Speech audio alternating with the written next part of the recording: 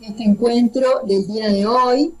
Sean todos bienvenidos y bienvenidas a este nuevo webinar que lo llamamos Hacia un nuevo tipo de liderazgo, la conversión sinodal y la crisis de los abusos. Hoy tendremos como expositor a Carlos Chiquendans, también en pantalla el libro Reforma de Estructuras y Convención de Mentalidades, retos y desafíos para una iglesia sinodal. El artículo que Carlos nos va a hablar es el artículo que se encuentra dentro de este libro y el tema justamente entonces es hacia un nuevo tipo de liderazgo, la conversión sinodal y la crisis de los abusos. El contenido del libro, vamos a mirar rápidamente el índice donde se encuentra este artículo, está en la página 231 de este libro, con el título Elitismo y clericalismo, la conversión sinodal y la crisis de los abusos.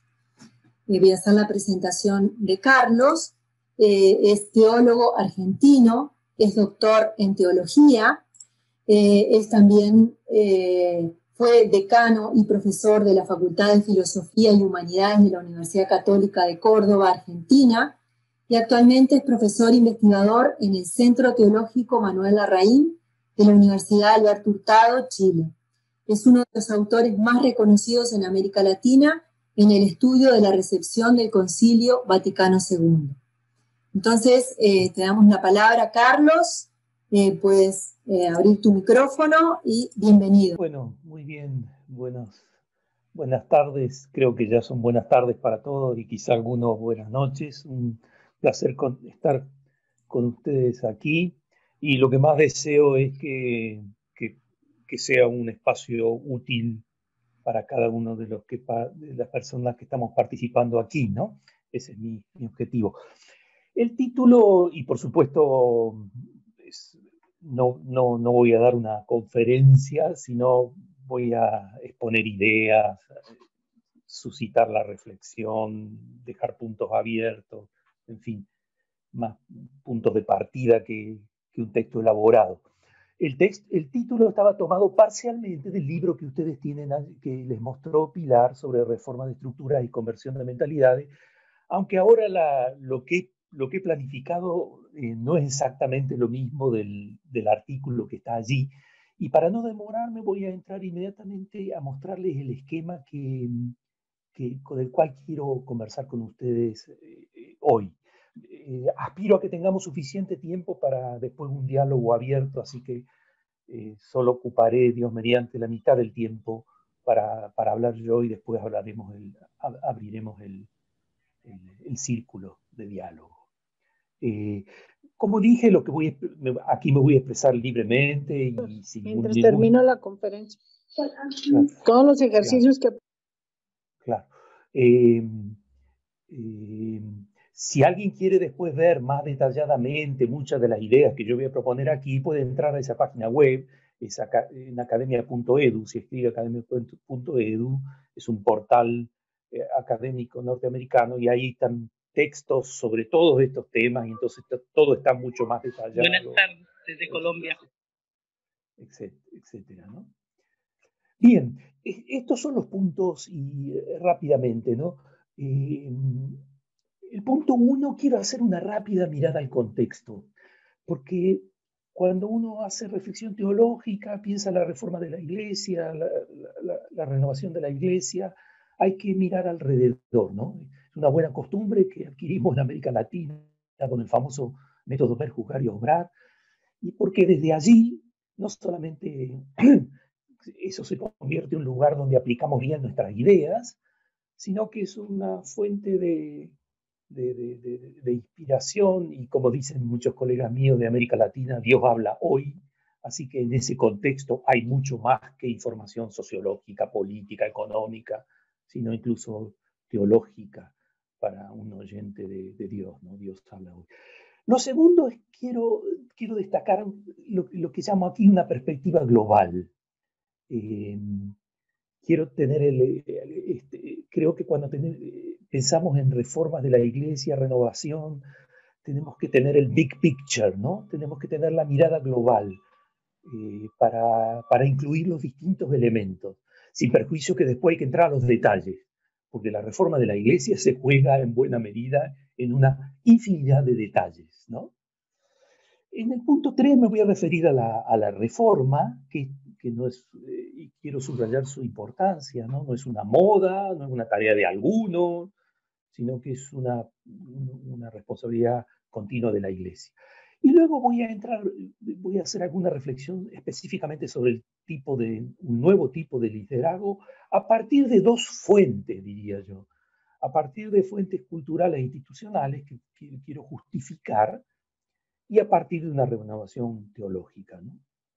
Y luego toda esta situación se complejiza por un contexto cada vez más dramático, que es lo que llamamos la crisis eclesial de los abusos.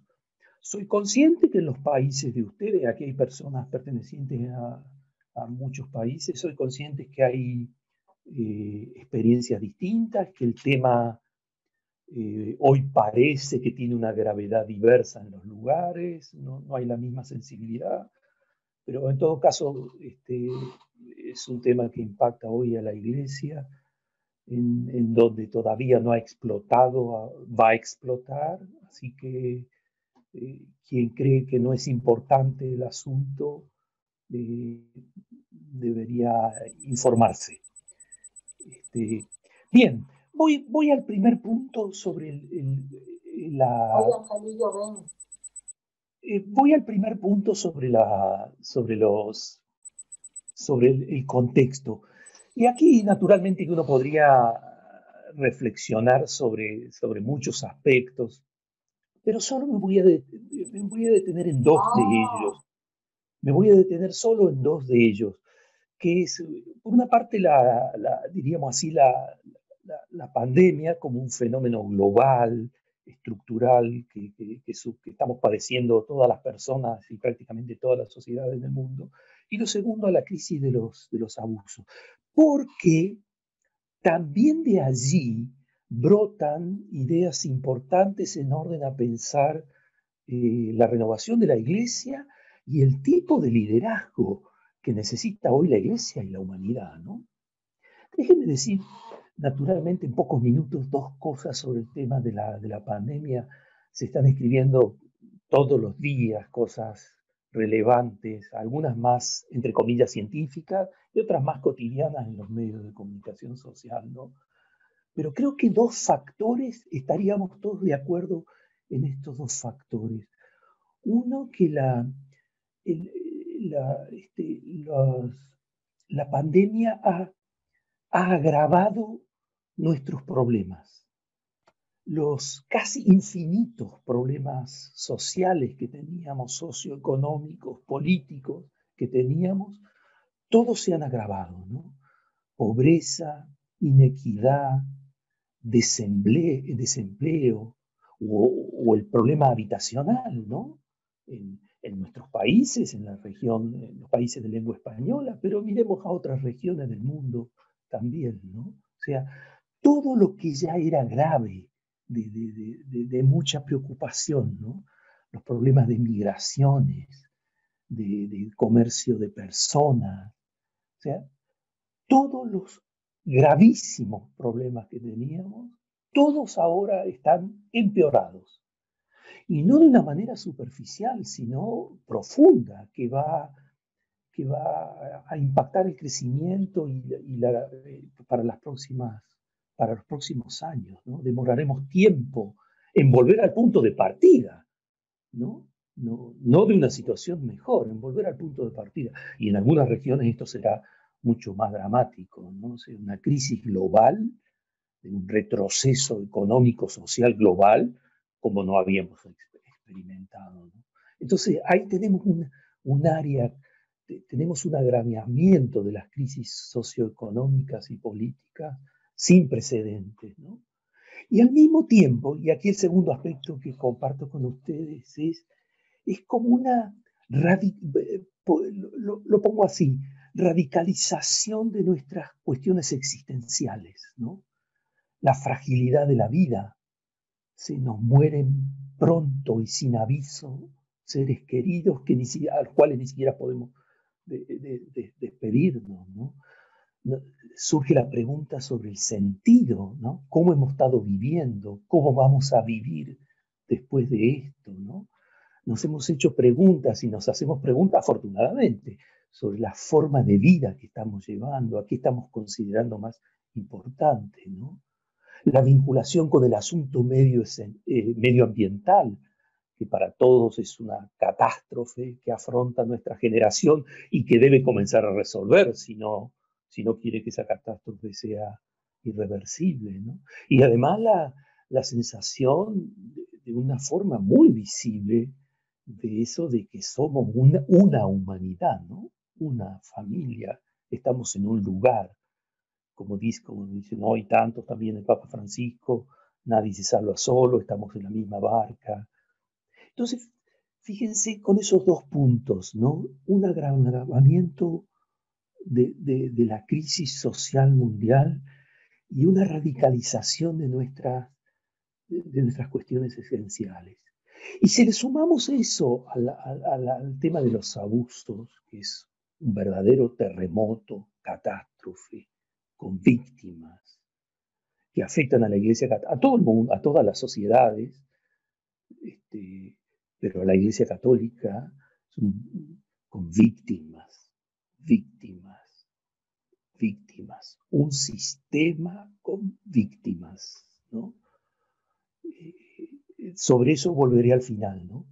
Pero entonces fíjense cómo de aquí ya, con esta rápida repasada, ya tenemos un poco delineada la iglesia de nuestro tiempo, que quiere manifestar el evangelio en nuestro tiempo, y por otra parte el tipo de liderazgo. ¿Qué necesitamos hoy? Un líder social, un crítico social, a la altura de los problemas de nuestro tiempo, que dijimos, ¿no? Pobreza, inequidad, migraciones, etcétera, ¿no? Un crítico social, un agudo crítico social líder de nuestro tiempo, ¿no? El tipo de liderazgo. Al mismo tiempo, frente a esa radicalización de cuestiones existenciales, una persona que ofrece sentido, ¿no? Ofrece sentido. En Gaudium Spes se las quería mostrar, la he usado varias veces. En Gaudium Spes hay una frase muy bonita, a ver si la tengo aquí a mano. Hay una frase muy bonita que me gustaría repetir con ustedes. No la tengo ahí cargada. Creí que la tenía. A ver, creí que la tenía, pero no la tengo. La frase es la siguiente, de Gaudium Spes. Se puede pensar con toda razón, es el número 31, se puede pensar con toda razón que el porvenir de la humanidad, fíjense qué frase, está en manos de quienes sepan dar a las generaciones venideras razones para vivir, razones para esperar. El porvenir de la humanidad está en manos de quienes sepan dar a las generaciones que vienen razones para vivir, razones para morir, ¿no? Razones para dar la vida, ¿no? Como Jesús. Razones para vivir, razones para esperar, ¿no? Entonces, necesitamos, ¿no? Instituciones y personas, liderazgos que ofrezcan sentido, no que impongan sentido, que ofrezcan un sentido en una perspectiva plural, ¿no? Y lo tercero, entonces, un reformador social, ¿no? O sea, alguien que ofrece sentido, alguien que ejerce un liderazgo sociopolítico importante, aunque sea desde la esfera religiosa, y un reformador eclesial, porque este sistema, los abusos solo han mostrado desórdenes que ya la Iglesia debió corregir, un reformador eclesial a todos los efectos, ¿no? Voy entonces este era el primer punto que quería ofrecerles sobre las reformas sobre el contexto, ¿no? Y quiero ahora ensayar algo también muy brevemente sobre la perspectiva global, ¿no? Para entender la reforma de la Iglesia y la renovación de la Iglesia, tenemos que prestar atención al gran panorama. Una, para responder a los críticos que nos dicen ustedes solo se ocupan de la reforma de estructura, pero otra porque el planteo debe ser correctamente entendida. Y no hay duda que un aspecto es el retorno a la fuente. El gran capital de la Iglesia es Jesús de Nazaret, ¿no? Recuerden esa expresión al final del prólogo del prólogo de Juan, del Evangelio de Juan, ¿no? A Dios nadie lo ha visto jamás. A Dios nadie lo ha visto jamás. El Hijo único lo ha contado. El gran discernimiento de la primera comunidad de creyentes fue esta. En Jesús de Nazaret, la irrupción de Dios. Ese es el gran discernimiento y el gran tesoro que la primera comunidad le pasa a todas las generaciones. Y por eso el prólogo de Juan dice, nadie ha visto jamás a Dios. Y allí está la especificidad de Jesús de Nazaret y la enorme pretensión del cristianismo. En Jesús de Nazaret, de la familia de María y de José, hay una revelación de Dios. Es el lugar donde tú puedes encontrar a Dios como en ningún otro lugar en la tierra y en la historia. Y por eso el consejo del prólogo lo dice al comienzo, para que después uno profundice la vida de Jesús de Nazaret, porque así conocerá a Dios, ¿no? ¿Cómo es Dios? ¿Qué quiere? ¿Cuál es su proyecto? ¿Con qué sonríe? ¿Con qué llora? ¿Qué desearía? ¿Qué espera de mí? ¿Qué quiere de nosotros? ¿Cuál es el futuro de la humanidad? Hay que deletrear la experiencia, la vida de Jesús de Nazaret para meterse en el corazón de Dios y así en el corazón del proyecto de la historia. Con esto vuelvo al principio, el gran tesoro de la Iglesia, y justamente no corrupto, no discutido, nuestro gran capital es Jesús de Nazaret. Y nosotros somos testigos, como decía el Evangelio que leímos ayer, ¿no? Nosotros somos testigos. Y toda la tarea de la Iglesia es ese testimonio. Pero un segundo, ese es un primer nivel. Pero un segundo nivel es la renovación de la forma de vida. Es decir, la comunidad cristiana tiene que tener formas de vida compatibles con ese Jesús de Nazaret. Y por eso la importancia de la reforma permanente, diríamos así, ¿no? A lo largo de los años, hace tiempo que vengo con temas de reforma, me he preocupado mucho de encontrar textos suficientemente breves que de alguna manera muestren de dónde venimos y a dónde debemos ir en reforma de la Iglesia. Y aquí les estoy proponiendo uno de Hermann Pottmeyer, escrito en un libro en el año 1999. Y él, Hermann, un teólogo alemán, debe estar arriba de los 80 años, claramente. Y Hermann Pottmeyer caracteriza el modelo de iglesia que hemos recibido y el modelo de iglesia hacia el cual debemos caminar. Y él lo caracteriza con lo que llama 5 prioridades, ¿no?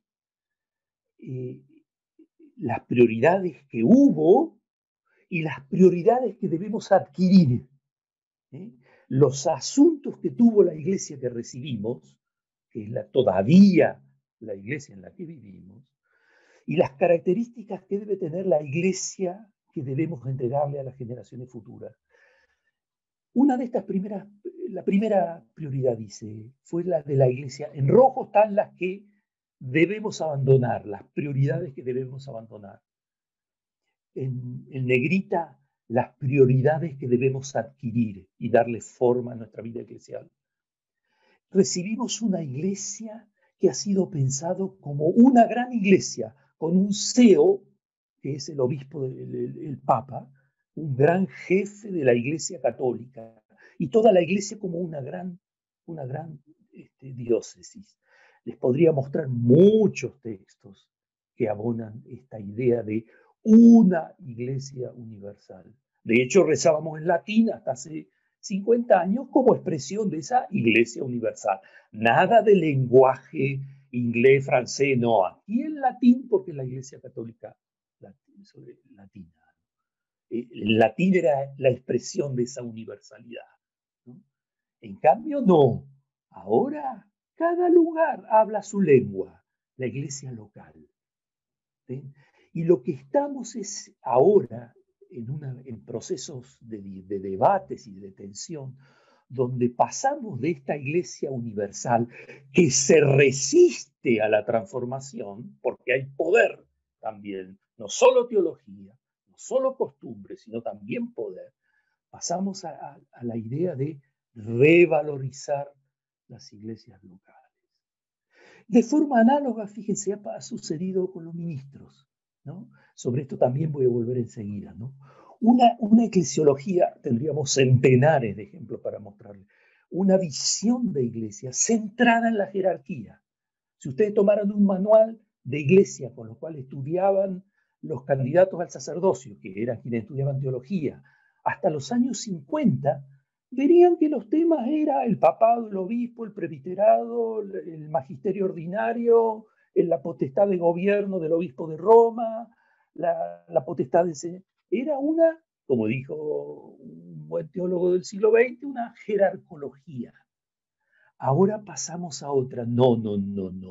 En la iglesia que viene, lo que importa son las comunidades y los ministerios al interior de ella y al servicio de ella. Esto es una transición traumática que no se hace en una generación.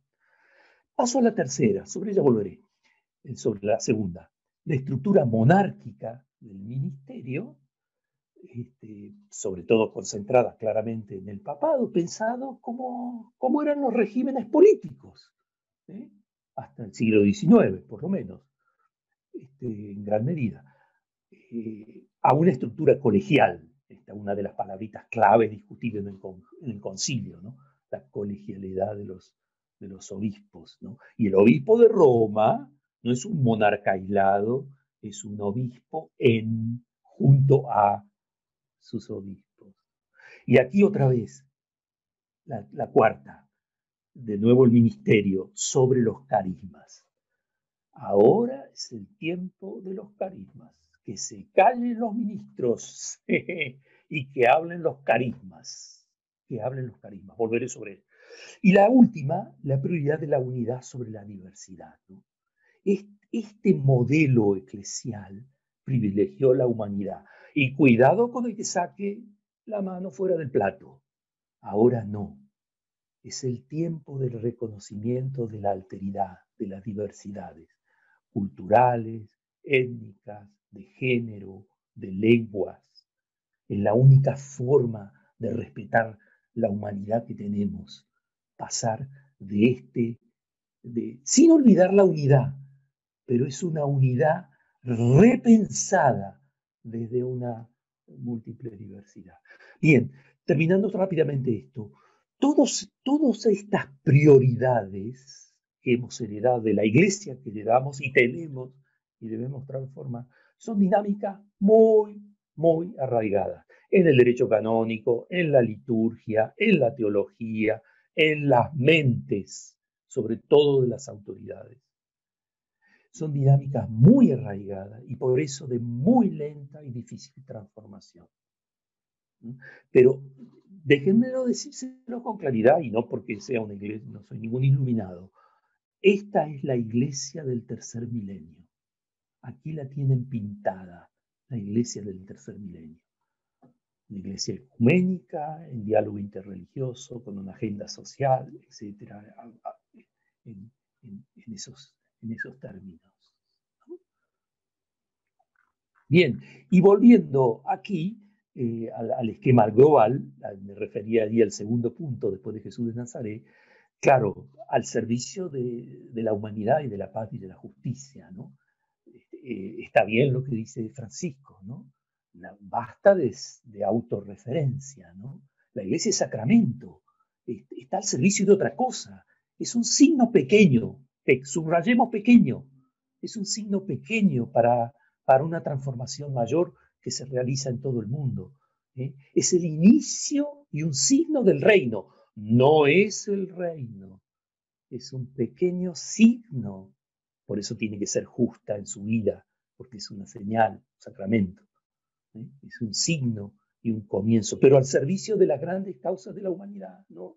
El objetivo es el reino. Y por eso el perfil de la renovación eclesial es una iglesia con un fuerte sentido social, humano, de paz, justicia, político, en el mejor sentido, una iglesia, entre comillas, politizada, politizante, ¿no? No porque ella se convierte en un partido político, sino porque ella se hace un agente de transformación de humanidad, ¿no? Ven, aquí está la perspectiva global, ¿no? Aquí tienen una mirada global a una renovación eclesial, ¿no? Pero demos un paso y añado esta idea. La reforma de la que estamos hablando no es una moda pasajera, no es una tarea de alguno. Esta gente es experta en reforma. No, en la Iglesia Católica o nos convertimos todos en expertos en reforma o matamos a la Iglesia Católica. ¿Eh? No es una tarea para un momento, es una dinámica continua. Fíjense el texto más importante del concilio sobre esto, Unitatis Redintegratio. El texto saben que la palabra reforma al catolicismo le produce un poco de alergia, porque en la época moderna quedó vinculada al protestantismo, ¿no? Entonces, ha sido una palabra de difícil uso en el catolicismo contemporáneo, ¿no? Pero fíjense la reflexión de Unitatis Redintegratio. La renovación de la iglesia, allí como sinónimo de reforma, consiste esencialmente en el aumento de la fidelidad a su vocación. ¿Ven? No hay un momento, observen el motivo de la reforma, un aumento de la fidelidad a la vocación, ¿no? Porque vean esta frase, Cristo llama a la iglesia peregrinante, no la del cielo, la nuestra, o sea, una iglesia en camino hacia una perenne reforma, la expresión de Pablo VI, ¿no? Una reforma continua, hoy, mañana, pasado mañana, a la tarde, perenne reforma. Habrá épocas donde la reforma es más urgente, pero la reforma es una cosa de todos los días, ¿no? El concilio da una razón aquí, dice, se trata de una institución humana y terrena. Claro, es testiga de Jesús de Nazaret, pero de una manera, a la manera de una institución humana y terrena, a todos los efectos, nada de idealizaciones de una iglesia grandiosa, llena de pecados y defectos. Por eso tiene siempre necesidad. Y el concilio incluso dice, ¿y qué hay que reformar? Todo. A la luz de Jesús de Nazaret y de la gran tradición de la iglesia, costumbres, disciplina, doctrina, una reforma, una puesta en cuestión continua de sí misma, pero no con una identidad a la especie de una veleta que va detrás de cualquier viento, no, anclada en Jesús de Nazaret y su tradición, ¿no? Y toda con una perspectiva histórica, ¿no? Con todos los esfuerzos hechos en la historia por las distintas generaciones de cristianos y cristianas que han intentado hacer actual el Evangelio en su propio tiempo, ¿no? Bien, ¿no? Entonces, una reforma continua de raíz, sin miedos, ¿no? Y a partir de Jesús de Nazaret, ¿no? Y entonces sí, déjenme aquí formular el nuevo tipo de liderazgo, el liderazgo deseable para la iglesia que viene. Y aquí se lo hago desde dos puntos. El primero es esta reflexión, ¿no? Hoy poseemos una enorme cantidad de información que proviene de distintas fuentes acerca del tipo de liderazgo que las personas esperan y necesitan, ¿no? En el campo de la economía, de la política, del empresariado, de los sindicatos, de las reflexiones sobre la familia. Tenemos hoy a disposición, más que nunca, muy buenas reflexiones sobre el tipo de liderazgo adecuado a nuestra época, lo que las personas, las sociedades y las instituciones necesitan. Y por eso, fíjense, y aquí es donde les muestro un texto, es tan importante esta reflexión de Gaudium Spes, cuando dijo, miren, para renovar la iglesia, no solo presten atención a su propia tradición, sino presten atención a la tradición de las otras personas, incluso al saber, a toda esa enorme cantidad de saber y ciencia que se produce fuera de la iglesia. Por eso es tan clave el número 44 de Gaudium Spes de la Constitución, que tiene el título La ayuda que la iglesia recibe del mundo actual, ¿no? Y allí hay muchas ideas buenas allí, pero una bien precisa para nuestro tema. El principio de que el aprendizaje que la iglesia realiza, fíjense, gracias a la ayuda de quienes, sean o no creyentes, este punto fue debatido, no importa si son creyentes o no, con lo cual el concilio está diciendo la ayuda de no creyentes, de politólogos, sociólogos, juristas, expertos en moral familiar, sean o no creyentes, conocen a fondo las diversas instituciones y disciplinas y comprenden con claridad la razón íntima de todas ellas, ¿sí? Aprovéchense, dice el concilio, del saber de otras personas, de otras disciplinas, que conocen cómo funciona el mundo, cómo funcionan las sociedades, cómo funcionan las instituciones. Y da la razón. La iglesia, porque dispone de una estructura social, porque es una auténtica sociedad a todos los efectos. No es caída del cielo. No, porque proviene de Jesús de Nazaret, no le resta nada de humanidad, ¿no?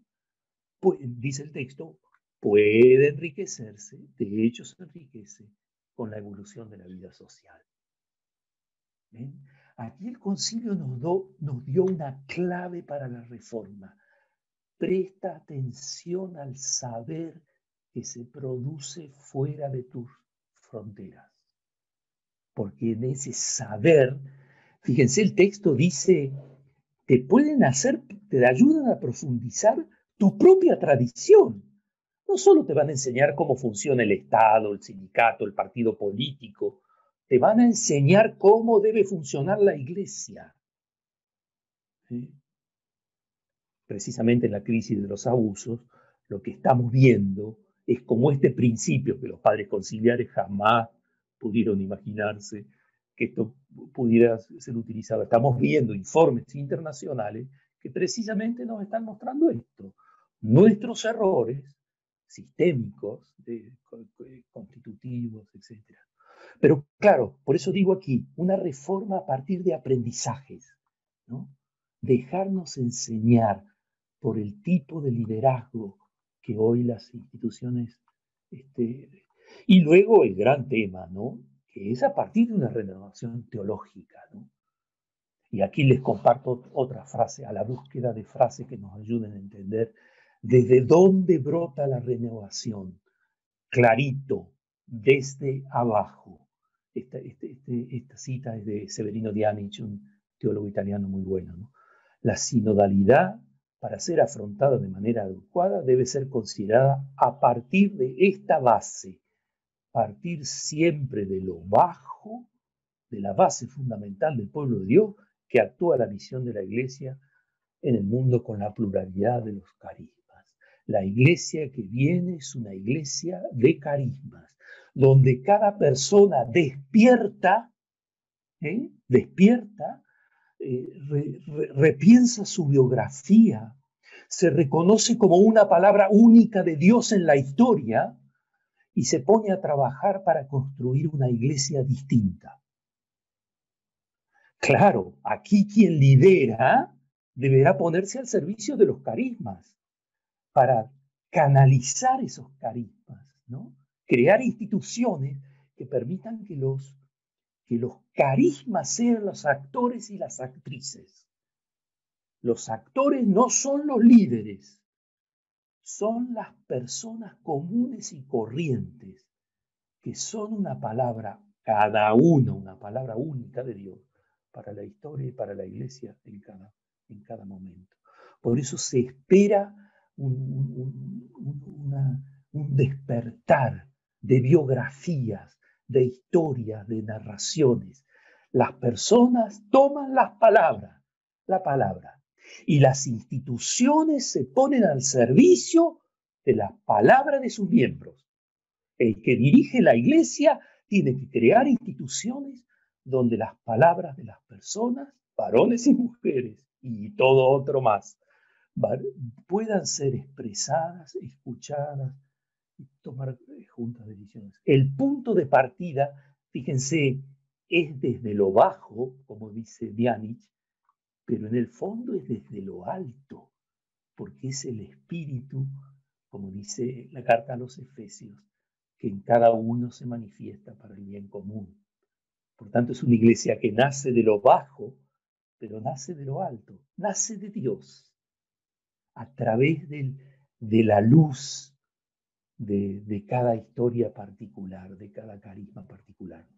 Pero claro, hay un punto más teológico, más importante, y al cual me referí rápidamente antes, y es lo que en el postconcilio se ha llamado, desde muy temprana, la revolución copernicana, ¿no? ¿Se acuerdan bien de la revolución? Para no hacer superflua esa frase, ¿no? Copérnico en el siglo XVI, ¿no? El centro del universo es la Tierra y todo gira en torno a ella, el Sol gira en torno a ella, ¿eh? El ser humano es el centro, la Tierra es el centro, ¿eh? Y ahí hay un cambio que produjo. Copérnico publicó el libro después de muerto, para que no lo mataran la comunidad científica ni la Iglesia Católica, ¿no? La revolución copernicana saca del centro al ser humano y a la Tierra. No. Ustedes no son el centro del sistema solar. Todo no gira en torno a ustedes. Ustedes giran en torno a algo más importante, en el caso de Copérnico, que es el Sol. Bueno, esta frase está dicho al Papa, a los obispos. El corazón de la Iglesia no son ustedes. Aquí está la revolución copernicana. El tema de la eclesiología no es la jerarquía. Este es el gran cambio de Lumen Gentium. El tema de la eclesiología es el pueblo de Dios, en el sentido que hemos hablado. Y esta es una revolución copernicana. Y es una revolución psíquica para la autoridad, es una pérdida de poder. El que estaba en el centro del escenario ahora es un actor de reparto. Por eso cuesta tanto reformar la Iglesia, porque es una reforma de poder y que afecta radicalmente a quienes estaban en el centro y deben dejar de estarlo, para que en el centro esté el pueblo de Dios y los carismas, es decir, la biografía de cada persona en una comunidad concreta, ¿no? La hemos repetido tanto, ya casi nos cansamos de la palabra Iglesia, pueblo de Dios. ¿Por qué vamos lento? Porque es una revolución copernicana. Así como Copérnico tuvo problemas con la comunidad científica de su tiempo y con la Iglesia Católica, porque reformaba una cultura, reformaba una mentalidad y obligaba a revisar las formas de vida, Eso está sucediendo ahora. Y por eso la iglesia del tercer milenio, no de la década que viene, la iglesia del tercer milenio es la iglesia que va a concretar esta revolución copernicana, que va a resituar a la jerarquía. Ellos no son el sol, no son el centro, pero lo fueron. En un milenio lo fueron. Y por eso es tan difícil correrlos de ese lugar, más allá de sus buenas o malas intenciones. Se equivoca el que plantea esto en términos morales, no porque piense que no tiene que ver la moralidad, pero no ese es el centro. Pero bueno, me tengo que apurar para terminar. El último punto, y aquí sí soy súper breve, puede salir en el diálogo.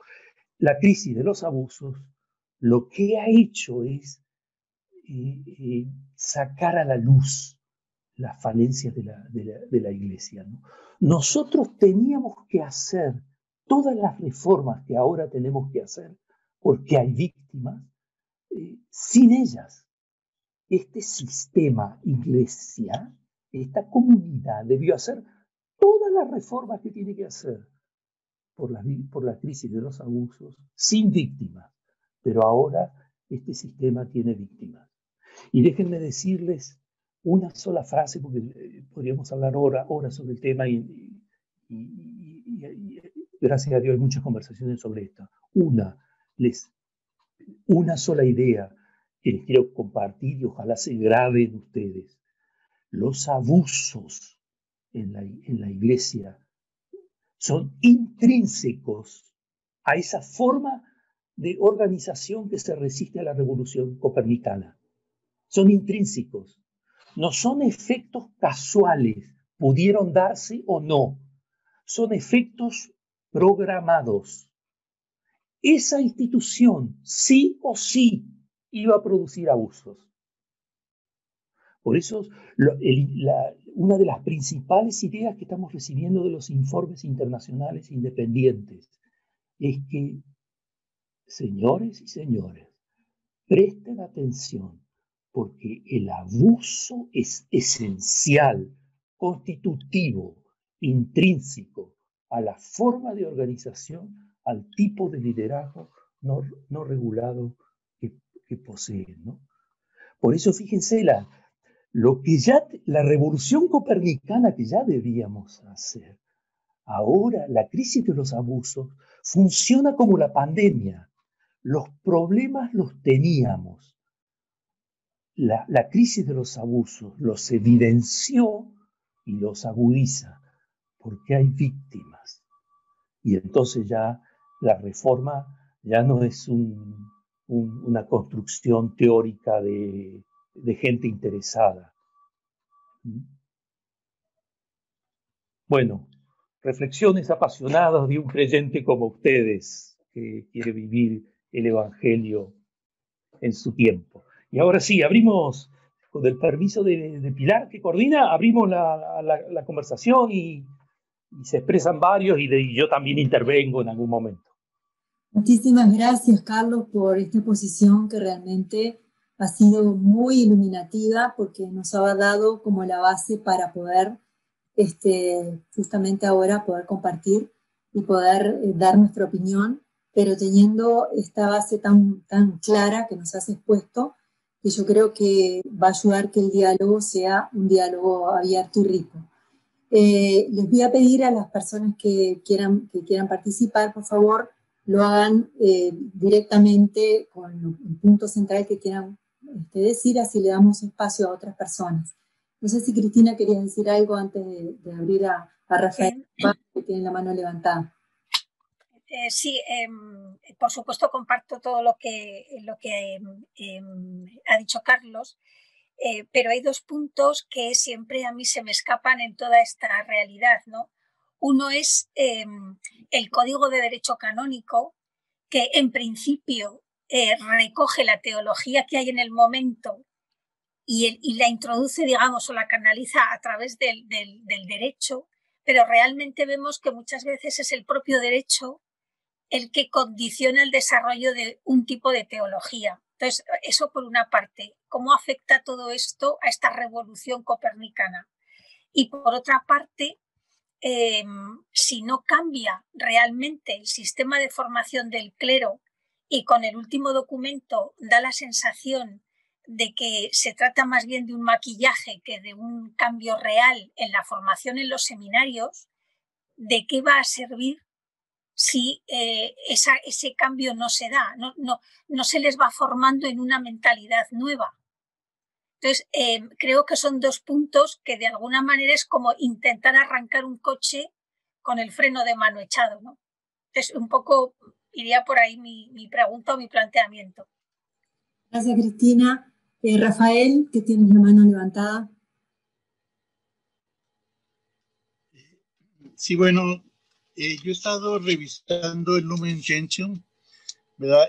Y he visto precisamente cómo la cuestión de la estructura de la iglesia, pues está bien. El problema es lo que comentaban acá Carlos, ¿verdad? En el sentido sobre todo del modelo de la iglesia monárquico, ¿verdad? No tanto en su estructura, sino en la manera, ¿verdad? Cómo funciona, ¿verdad? Es el problema, ¿verdad? No tanto la estructura, sino, ¿verdad? Porque sí estoy viendo que es necesaria la autoridad dentro de la iglesia, ¿verdad? Pero es muy importante, o sea, sobre todo el reconocimiento y el funcionamiento del pueblo de Dios como tal, ¿verdad? Y bueno, algo también que quería comentar, ¿verdad? Es que me preocupa mucho, sobre todo, vi en el internet, ¿verdad? Precisamente cómo la sinodalidad se está viendo un poquito con malos ojos, ¿verdad? En el sentido, sobre todo, de relacionada, ¿verdad? Con las actitudes que están teniendo los obispos en Alemania, ¿verdad? En los que hablan sobre todo del ministerio de las mujeres, del casamiento de los sacerdotes, ¿verdad? De las relaciones con las personas del mismo sexo, ¿verdad? Y lo ponen como una cuestión de sinodalidad, ¿verdad? Como si fuera parte de un problema, ¿verdad? Entonces, yo creo que lo que yo veo es me preocupa mucho sobre todo que estos temas que están manejando los obispos de Alemania aquí, son problemas que ya están presentándose como una realidad fuerte, ¿verdad? Dentro de nuestra sociedad, y que la iglesia no los está manejando aquí en Latinoamérica de una manera frontal, ¿verdad? Entonces, siento que esas cuestiones se van a tener que llegar a aclarar probablemente en un sínodo de obispos. Gracias. Gracias, Rafael. Pablo Magaña.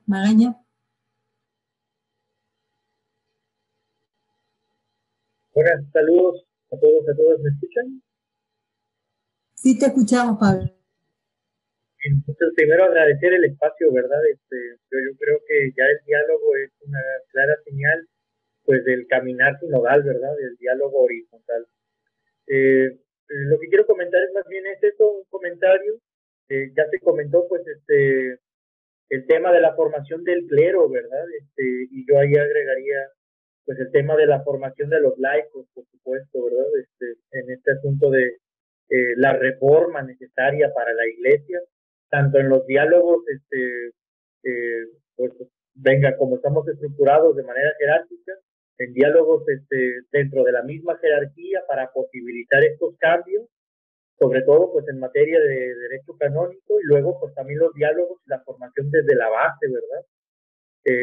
Que ahí es ahí donde tengo la mayor experiencia que tengo, pues ahí en mi comunidad, al modo de las comunidades eclesiales de base, el tema de la formación laica, en donde esto pues tenemos que ir empujando, ¿verdad? Yo creo eso. Y definitivamente considero como la maestra Cristina comentaba, ¿verdad? Ciertamente parecería que estamos avanzando con el freno de mano, porque incluso sigue presente el tema de la censura. Cuando estos temas a la jerarquía no parecieran el tema de la reforma y tantas palabras pues a las que pareciera que le tenemos miedo, existe todavía la censura. por ejemplo, ahora que acabamos de celebrar a Monseñor Romero, incluso los cantos dentro de la liturgia asustan, ¿verdad? Cuando estamos poco sensibles a estos cambios. Entonces, pues yo agradezco más bien estos espacios, a mí me animan, me ayudan, y pues ahora sí que seguir promoviendo, ¿verdad? Esta reforma dentro de la mayor cantidad de medios, sin descuidar la formación laica, que me parece fundamental desde la base. Y pues seguir empujando, ¿verdad? Seguir empujando. La fuerza de la jerarquía es tremenda, y ya se ha dicho, en una generación no se hace, no se logra. Gracias, saludos. Gracias, Pablo. Gerardo Ramos tiene la palabra, Gerardo. Escuchamos, Gerardo, saca. Ahora sí. Muchas gracias, Carlos, por la presentación. Gracias, Pilar, por la invitación. Cuando yo era chico jugaba al ajedrez y distinguía el aspecto estratégico del aspecto táctico. El horizonte estratégico nos va quedando como muy claro, y es cierto que en muchos sectores de la Iglesia no se aceptan, pero yo me parece que el gran desafío hoy es lo táctico, es decir, en concreto, cómo ir haciéndolo, ¿no? Es decir, lo táctico tiene como mucho de creatividad, mucho de espontaneidad, mucho de oportunismo, pero en lo concreto del día a día, ¿no? El horizonte es lo estratégico, ¿no es cierto? Pero el paso a paso, ahí es donde se complica esta reforma. Yo no sé si, Carlos, podrías después, cuando retomes la palabra, desplegar un poco más este aspecto, ya que en algunos de tus artículos he visto que has dado un panorama bastante amplio, ¿no es cierto?, de estas herramientas tácticas, me parece, y que creo que es muy interesante focalizarnos en ese aspecto. Muchas gracias. Gracias. Lester tenía la mano levantada, pero la bajó. No sé si quieres hablar, Lester, o te fuiste, no sé. Si no, continúa Diego Fernández. Martínez. ¿Cómo están? Hola, un gusto. Yo soy estudiante acá, estoy en este momento estudiando en la facultad, en la Universidad Urbaniana, en Roma. He visto también un proceso sinodal ahí, que es algo debido de un decano, es una mujer y es una laica, primera vez en la historia. Entonces, siempre es un cierto malestar en el ambiente, porque casi todos somos sacerdotes, y tener como decano una mujer que ni es religiosa, sino que es laica. Entonces, eso es un paso y un proceso de sinodalidad. Incluso estoy realizando mi tesina sobre la sinodalidad. A Carlos me dio en este libro, incluso. Y también este semestre el obispo me pidió hacer el curso de la ratio, de la nueva ratio para formadores, y yo veo lo que estaban comentando de que sinodal que se da desde esta raza.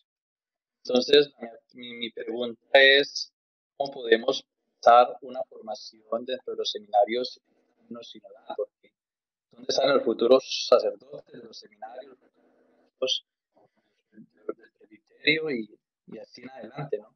Entonces, ¿cómo pensar una formación sinodal? Muchas gracias, Diego.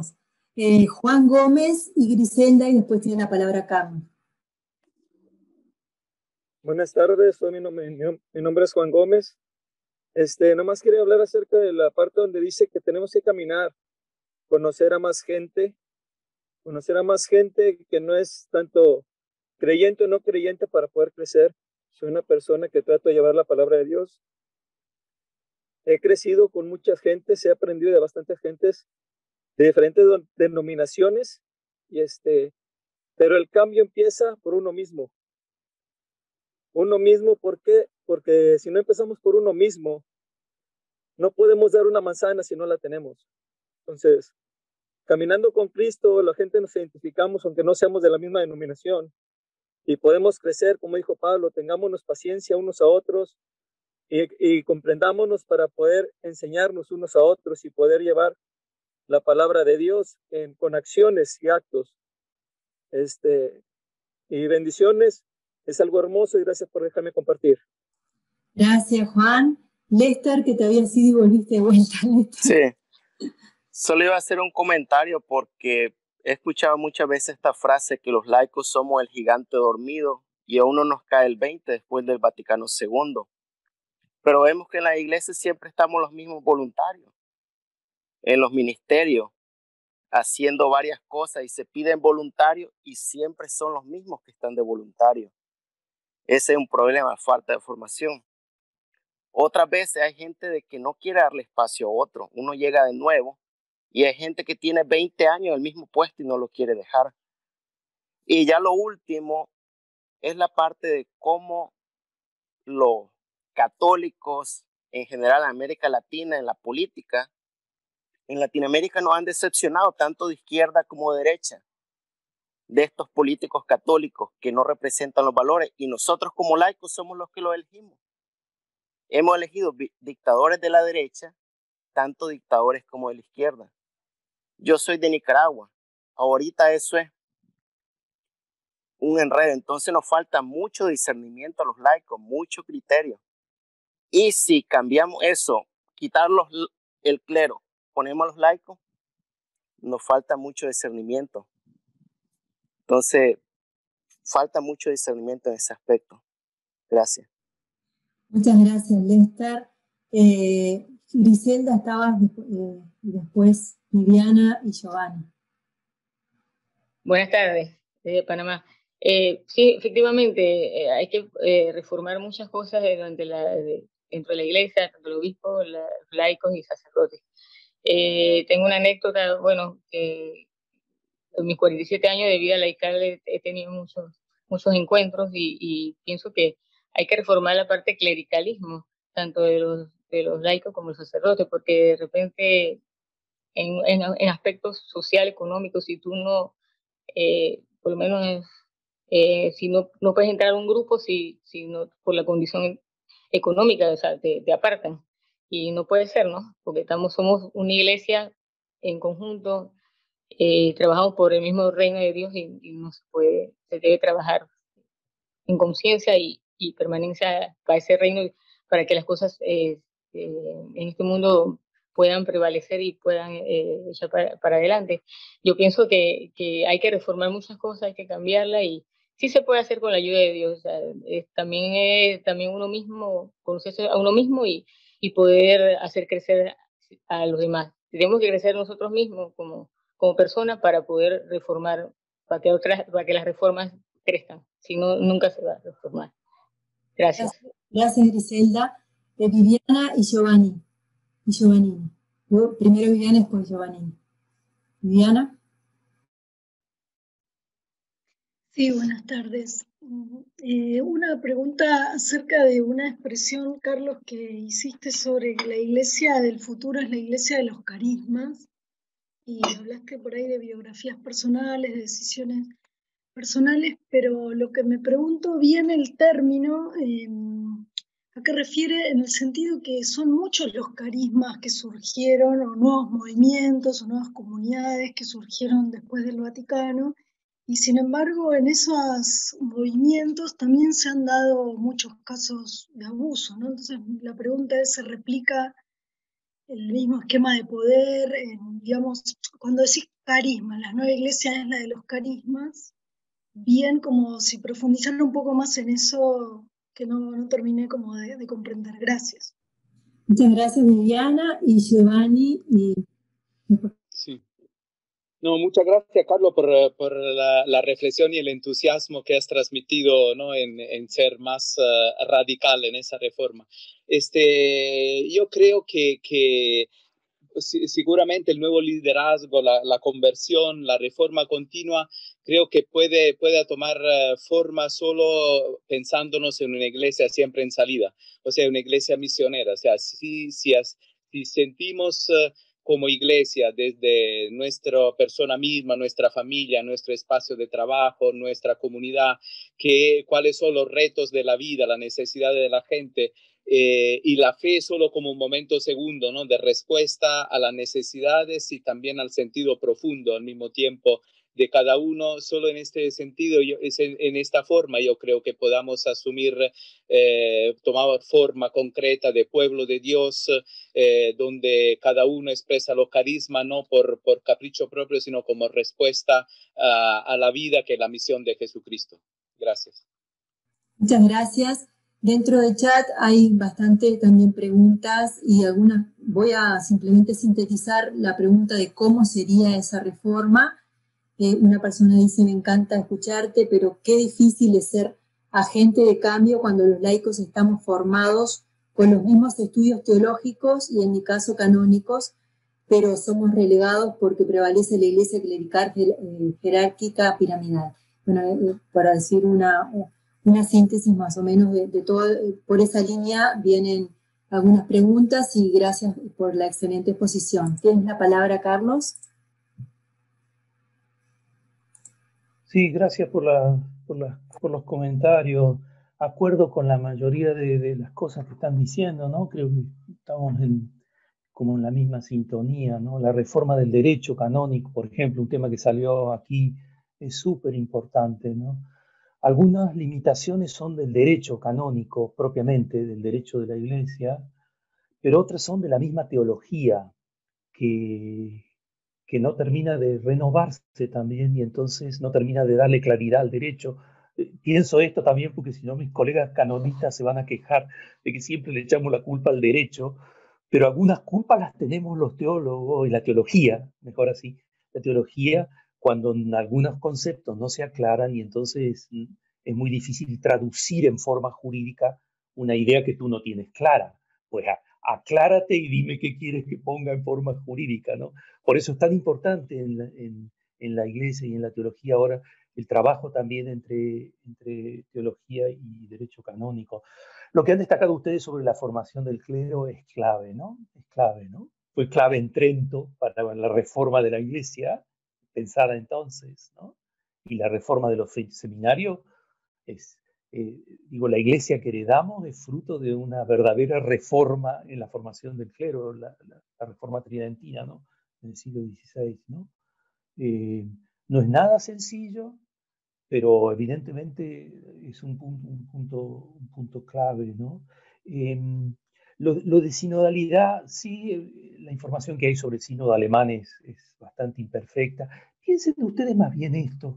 La noción de sinodalidad, lo que está haciendo, está funcionando de esta manera ahora, incluso creo yo, implícita o explícitamente en la mentalidad de Francisco, está reavivando el ELAN, el movimiento del Vaticano II, ¿no?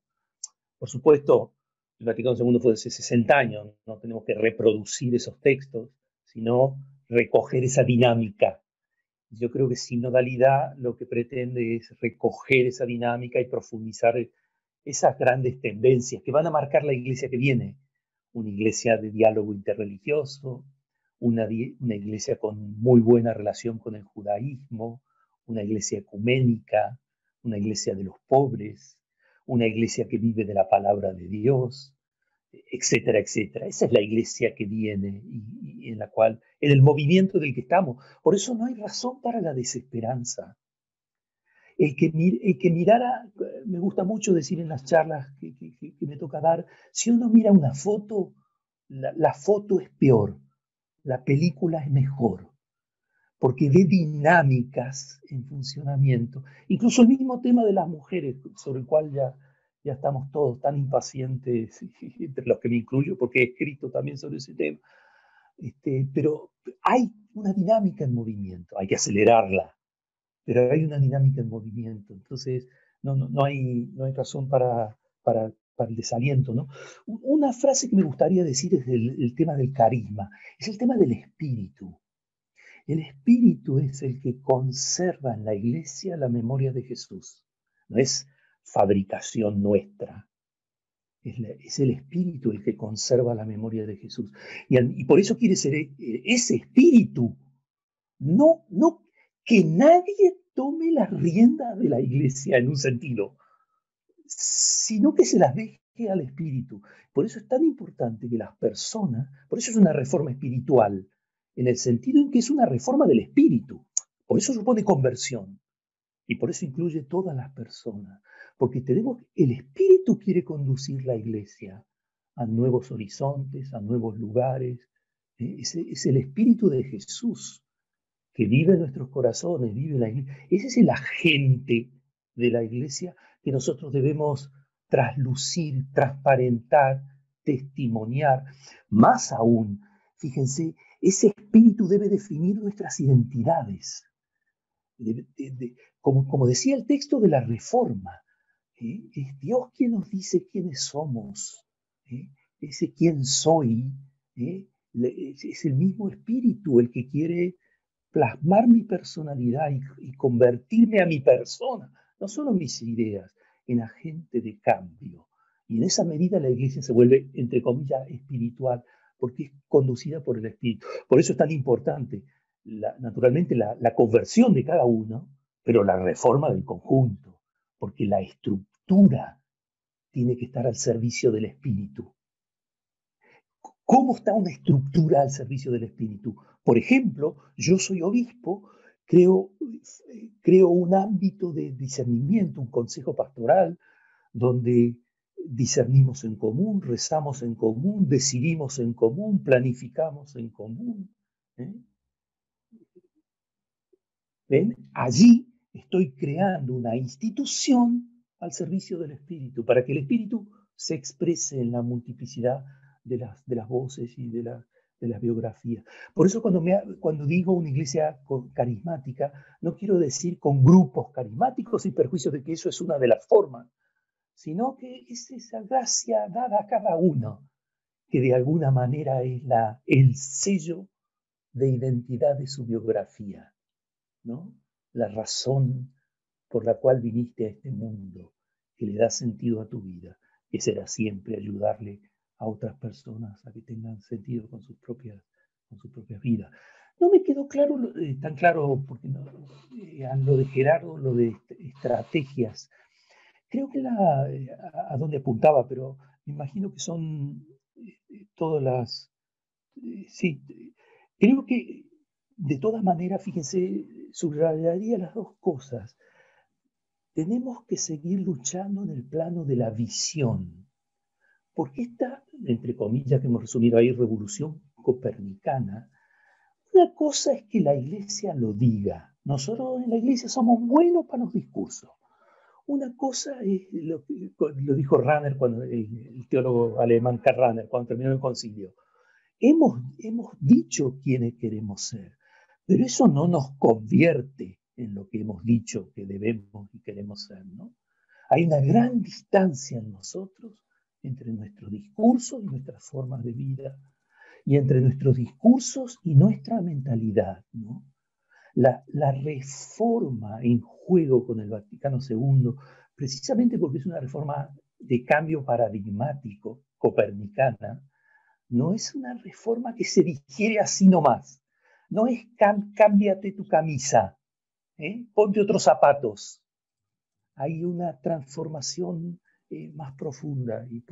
Pero claro, eso supone, que creo que era lo que quería destacar Gerardo, eso supone naturalmente múltiples, no una estrategia. Primero porque la reforma de la iglesia es una reforma múltiple, de laicado, de mujeres, de vida religiosa, de asuntos sociopolíticos, de reforma de conferencias episcopales, de sínodo de los obispos, del derecho canónico. Esto es una agenda compleja, es toda la vida de la iglesia en movimiento, ¿no?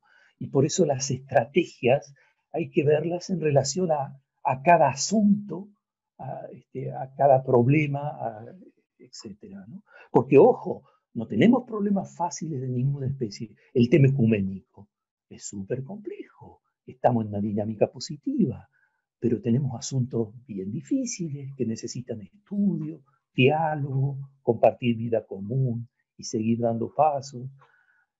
Por tanto, las estrategias son múltiples según las múltiples personas, ¿no?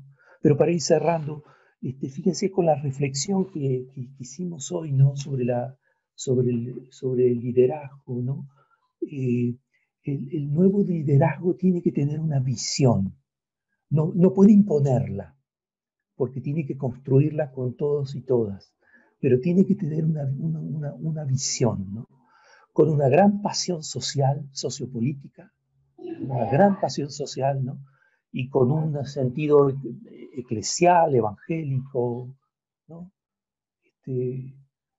Bueno, confío en que esta reflexión a todos nos ayude, ¿no? Nos alimentamos unos a otros compartiendo nuestra fe. Y déjenme ahora sí mostrarles ahora sí creo que lo tengo ahí, y con esto sí dice... Carlos, faltan 2 personas que tienen la mano levantada. No sé bien, perfecto, adelante.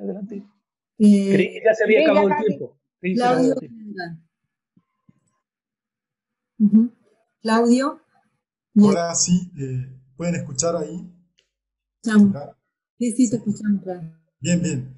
Primeramente agradecerte, Carlos, por la exposición muy clara, muy amplia, y me surgen algunos cuestionamientos ahí. Sobre todo en el liderazgo, ¿no? Que propones un sujeto crítico social y además que sea capaz de dar sentido, ¿no? Abrir como horizonte de sentido. Y ahí me surgen algunas cuestiones de decir, ¿cómo proceder a ser ese crítico social, político, teniendo claro estas pasiones por mirando lo social y lo político, dentro del lenguaje eclesial, cuando la Iglesia muchas veces, y esto si mal no entiendo, tiene dinámicas intrínsecas que cuando oye cosas que no le agradan, tratan de poner esas palabras en los lugares marginales, digamos, ¿no? Que no sería, digamos, mucho problema, pero la pregunta que quiero hacerte es ¿cómo ser un crítico social sin morir en el intento? Bueno, muchas gracias, Carlos. Ok, bueno, Edgar, y bueno, ya nos hemos pasado la hora, así que si María al final quiere decir algo rapidito, pero después de Edgar, María y cerramos. Edgar. Muchísimas gracias, saludos a todos. Sí, ciertamente creo que concuerdo con la gran mayoría de opiniones que se han vertido. Es muy importante también tomar en cuenta que aunque la jerarquía de la iglesia, la direccionalidad de la iglesia es importante para hacer el estándar, para tener una guía, bueno, eso tampoco quita de la mano a todos los demás que somos pastoralistas, ¿no? En cierto sentido. Nada más rápido me gustaría resaltar algunas palabras de San Francisco de Asís, donde nos recuerda que nosotros debemos de enseñar, educar siempre a través de la vivencia del Evangelio y, en dado caso, si son necesarias, las palabras, ¿no? Yo creo que es algo muy, muy importante que nos puede llenar. Sí, creo que podemos hacer un gran trabajo, un muy buen trabajo, compartir, llevarlos, siempre desde nuestro ejemplo, ¿no? Desde nuestras vivencias prácticas, llevando a un evangelio vivo, ¿no? Y claro, sí, siempre vislumbrando y teniendo la guía clara de lo que la iglesia también nos va dictaminando. Muchas gracias, Edgar. Y María, contigo si ya cerramos, María. Gracias, doctora. Quería agradecerles, no sé si me escucho, quería agradecerle mucho a Carlos por su excelente exposición, pero más que nada me llamó mucho la atención esta nueva iglesia de carismas y que se tenga con esa proyección social, esa potencia social, mirando todas las estructuras fronterizas. Como mi vida ha sido prácticamente vivir en comunidades y trabajar con las comunidades. Yo pienso que desde este momento ya se está haciendo esos cambios. Tomará su proceso. Yo sé, serán años de años porque las cosas no se hacen de la noche a la mañana, pero ya desde ahora en que nos abren las puertas y escuchamos y nos escuchan, ya hay un cambio. Así que mil gracias, doctora María del Pilar, a Carlos también, a la doctora María Cristina y a todos los compañeros, pero el espíritu es el que nos fortalece y nos rejuvenece. Sin temor ni temblor, hagamos el cambio. Sigamos caminando para ese nuevo cambio. Gracias. Muchas gracias, María, por tus palabras. La verdad que estamos muy agradecidos por la participación de cada uno de ustedes que hizo posible este espacio, porque sin ustedes tampoco se podría hacer. Somos todos muy importantes en este proceso y somos el rostro mismo de la iglesia, ¿no? Somos nosotros los que hoy estamos mostrando cómo es nuestra iglesia.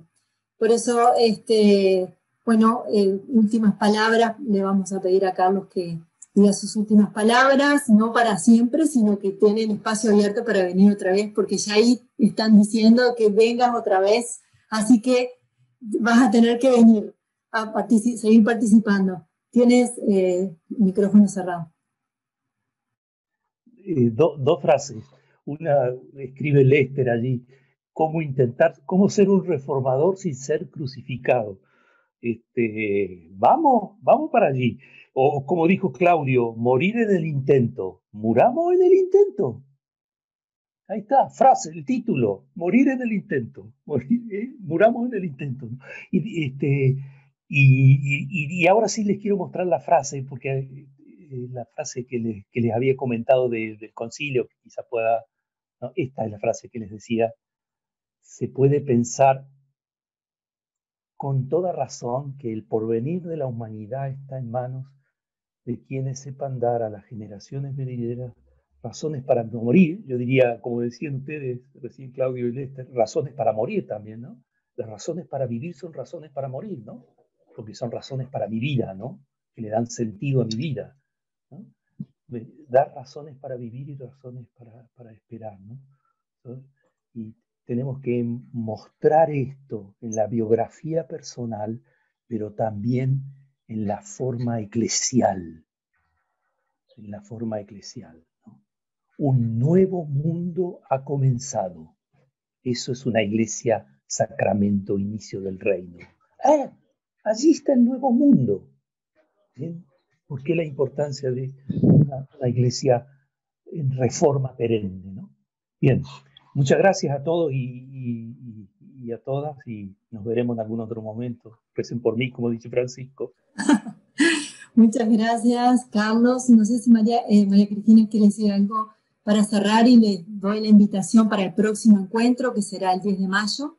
María Cristina, ¿quiere decir Bueno, muchas gracias a todos por la asistencia y sobre todo por los comentarios, porque me parece que son importantes, interesantes, profundos y sobre todo que invitan a seguir reflexionando, y eso es vital en este momento, ¿no? El pensamiento personal y la experiencia personal, transmitirla y comunicarla para animarnos también unos a otros. Creo que es fundamental. Así que muchas gracias. Muchas gracias, María Cristina, y están invitados entonces para nuestro próximo encuentro, que será el día 10 de mayo a las 2 p.m. Gracias. Pastoral a los signos de los tiempos. Gracias. En oración. Gracias. Por Venezuela y el mundo. Gracias, Cristina. Gracias, doctor Carlos. Dios le bendiga. Gracias por este espacio. Hasta la próxima. Gracias a todos. Gracias. Y animarnos. Muchas gracias desde Muchas Paraguay. gracias. Muchas gracias desde Colombia. Muchas gracias. Que Dios los bendiga. Desde Ecuador, muchas gracias. Saludes.